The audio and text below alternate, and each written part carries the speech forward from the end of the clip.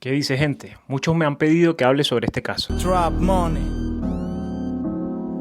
Según los dichos por Neutroshori, él no tiene derecho a ninguna de sus obras anteriores al año 2020, lo que quiere decir que legalmente él tuvo que ceder sus derechos como autor. ¿Autor de qué? Autor de sus máster musicales. ¿Y cómo tú puedes ceder esos derechos? A través de un contrato de cesión de derechos. ¿Y a quién se le ocurre firmar un contrato de cesión de derechos? A Neutroshori y a 1 millón de personas más. Porque cuando tú estás comenzando tu carrera, tú solo tienes a la vista la meta y en el oído esas grandes empresas, esos productores lo que te dicen es: enfócate en llegar allá a esa meta. Tú despreocúpate que yo me encargo del resto. Pero por despreocuparte de lo legal y enfocarte en tu arte, con el tiempo te das cuenta que fue un paso en falso.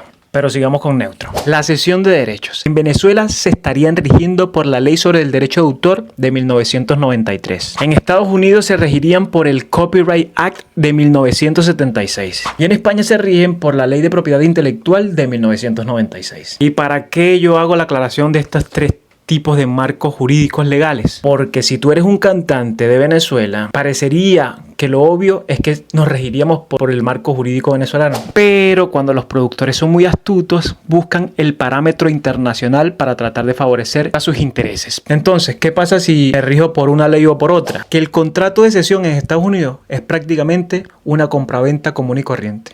La obra pasa a quien le haya cedido esos derechos como si él mismo lo hubiese creado.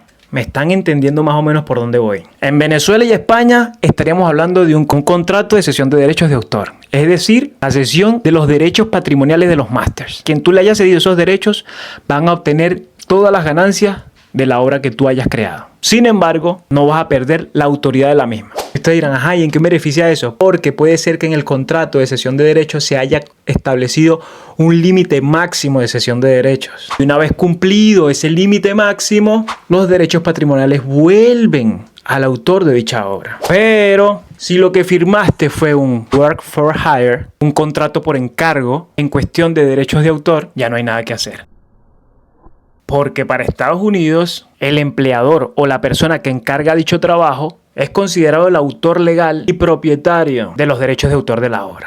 Entonces, ¿qué fue lo que firmó Neutroshori? Veamos el siguiente video. La mayoría de mis canciones nunca he cobrado un peso, weón. El 2020 para acá es que estoy cobrando 2021, mejor dicho. ¿Por qué no has cobrado lo pasado? Cabrón, porque como que yo hice un negocio con otra gente antes que fueron los que comenzaron conmigo en todo, o sea, ¿La fraternidad? eso, más que todo como que los creadores de eso me firmaron a mí como por otro negocio, otro lado y tal. Y yo, cabrón, no leí lo que estaba, no sé, pues se aprovecharon de mí, por decirlo así, porque yo en verdad nunca he sido un carajo que me pongo a leer los contratos, tal.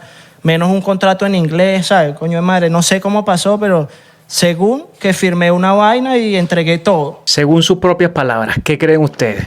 ¿Que firmó un contrato en razón de la normativa venezolana, la normativa española o la normativa estadounidense? La respuesta se la dejo a ustedes. Sin embargo, quiero dejar esta conclusión. El productor venezolano que firma a otro venezolano, que sabe que es de bajos recursos, que sabe que tiene unas ganas inmensas de lograr sus sueños y que lo hace firmar un work for hire, que de paso el contrato se lo presenta en inglés, sabiendo que el muchacho no entiende de derecho y mucho menos de derechos en inglés, tú no eres malo, tú no eres una rata, tú lo que no eres es un ser humano. Y ojo, yo no he leído ningún contrato, yo no le estoy echando la culpa a nadie, yo solo estoy diciendo una opinión. Así que, gente, no firmen ningún contrato sin antes leerlo. Si no saben de qué trata, asesórense con alguien capacitado.